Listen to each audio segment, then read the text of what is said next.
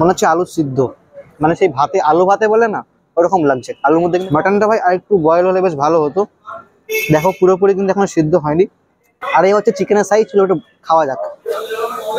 Hello everyone, welcome back to my YouTube channel and welcome to biryani house. একটু দেখিয়ে দিতে বলবো উপরে। আমি কিন্তু এখন চলে এসেছি বিরিয়ানি হাউসে। আর এই সাইডে দেখাতে পাচ্ছি এখানে কিন্তু স্পেশালিটি চিকেন এবং মাটন কিন্তু দুটোই এক হাঁড়িতেই হয়। আর এখানে তোমাদের বিরিয়ানির কি দাম রয়েছে একটু ভিতরে আসো দেখিয়ে দিই, একটু এই সাইডে আসো। বেসিক্যালি এখানে দেখুন দ্য বিরিয়ানি হাউসে যদি একটু রেট চার্টটা দেখিয়ে দিই, মাটন বিরিয়ানি 260 টাকা, চিকেন বিরিয়ানি 180 টাকা, আলু বিরিয়ানি 100 টাকা, এক্সট্রা যদি মাটন নেই সেক্ষেত্রে 180 টাকা পড়বে, এক্সট্রা চিকেন নিলে এক পিস 50 টাকা, মানে চিকেন পার পিস 50।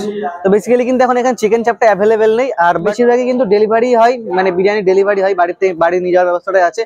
এখানে বসে খাওয়ার জাস্ট দুজনের জন্য অ্যারেঞ্জমেন্ট করা আছে। তো অনেক কথা বলে ফেললাম, আজকে একটু এনার্জি লস হয়ে গেছে বিকজ প্রচন্ড খিদে পেয়েছে। তো একদম বিরিয়ানি নিয়ে ব্যাক করছি, কারণ এরকম এনার্জি নিয়ে বাস থাকতে পারছি না।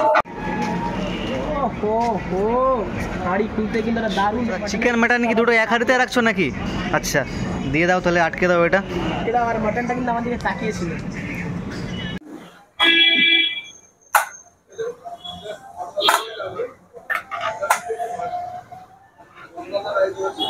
তো বাস আমি কিন্তু এখন কৃষ্ণনগরের বিরিয়ানি হাউস থেকে নিয়ে নিয়েছি চিকেন বিরিয়ানি, মাটন বিরিয়ানি দেখাতে পাচ্ছি। একটু কাছে নিয়ে আসতে বলবো এই সাইডে। এই হচ্ছে চিকেন একটা লেগ পিস দিয়ে দিয়েছি 130 টাকার বিনিময়ে মাত্র তোমরা চিকেন বিরিয়ানি পেয়ে যাবে। আর 260 টাকার বিনিময়ে এরকম ধামস লেভেলের মাটন দিয়ে তোমরা মাটন বিরিয়ানি পেয়ে যাবে। আর তার সঙ্গে কিন্তু কমপ্লিমেন্টারি কিন্তু রায়তা এবং সালাড থাকছে, আর একটা গ্রিন চাটনি দিচ্ছে এখানকার স্পেশাল বিরিয়ানি হাউসের।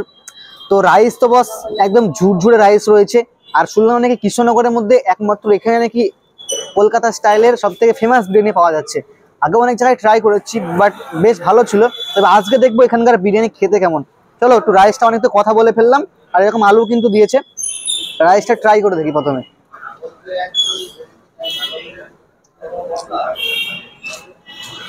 প্রথমবার খাই যেটা বুঝতে পারলাম না, তো একবার খাই দেখি।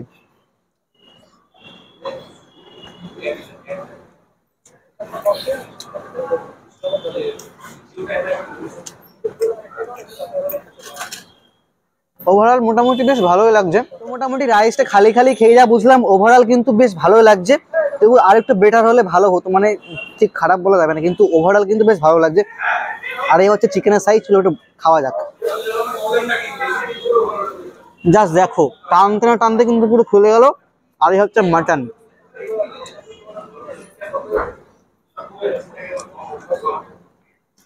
এই যে মাটন রয়েছে, মাটনটা ভাই আর একটু বয়েল হলে বেশ ভালো হতো। দেখো পুরোপুরি কিন্তু এখন সিদ্ধ হয়নি। তবে আমার মনে হয় আমরা হাঁড়ি খুলতে খুলতে নিয়ে নিয়েছি, তো যদি হাঁড়িতে আর একটু থাকতো আর একটু বেটার লাগতো বেশ। তবে চিকেনটা কিন্তু দারুণ, একটু দেখিয়ে দিতে বলবো। এই যে চিকেনটা কিন্তু দারুণ বয়েল হয়েছে, পুরো চিড়ে চিড়ে আসছে। আর এই রয়েছে আলু, দেখো হালকা প্রেসার দিলাম, মোমের মতো পুরো গলে গেল। তো ট্রাই করে দেখি আলুর মধ্যে পুরোপুরি পেঁয়াজের রসটা গিয়েছে কি না। মনে হচ্ছে আলু সিদ্ধ, মানে সেই ভাতে আলু ভাতে বলে না ওরকম লাগছে। আলুর মধ্যে কিন্তু পেঁয়াজের রস যায়নি। চলো চিকেন একটু খেয়ে দেখি কেমন লাগে।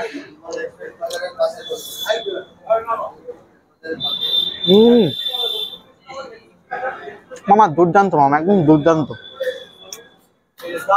আর এগুলো তো ভুলেই গেছিলাম, পেঁয়াজ কিন্তু তোমাদের ভাই বেশ ভালোবাসে।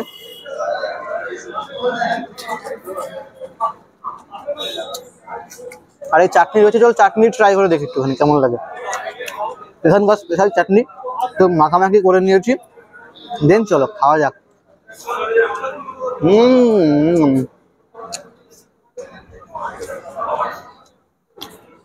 বস এটা কিন্তু মানতে হবে, চাটনিটা কিন্তু ওভারঅল বস এটা কিন্তু মানতে হবে, চাটনিটা কিন্তু জাস্ট আলাদাই পুরো সেরা লাগছে, সেরা।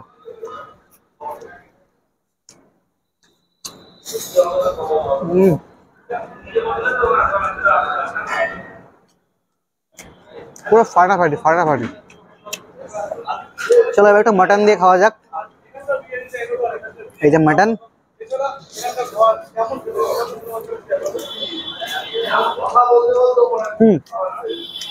মাটন তো ঠিকঠাক আছে। লাস্ট একটা বাইট, ইনসেন্ট বাইট, হ্যাভেন বাইট। আলু নেব,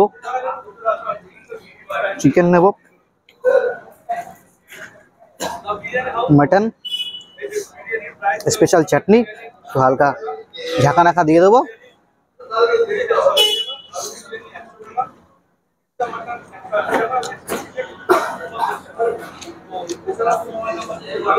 পুরো ফিদা পুরো ফিদা। তো এটা শেষ করি, দেন আউটরোতে আসছি।